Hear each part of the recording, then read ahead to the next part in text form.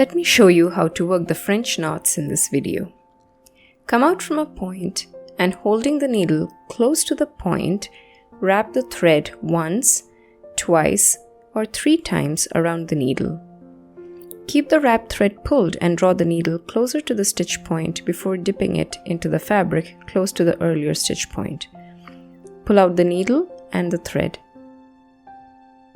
Leave the wrapped thread only once the needle and a part of the thread has passed through the fabric. Ensure that you are not passing back through the same stitch point but very close to it. You have made a knot.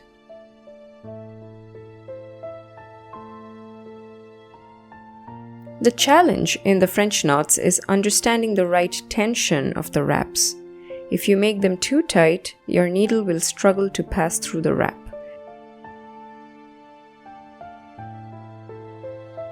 If you make it too loose, your knot will be only a clump of thread.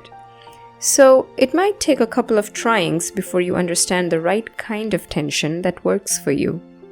Once you get this stitch, it will become your favorite.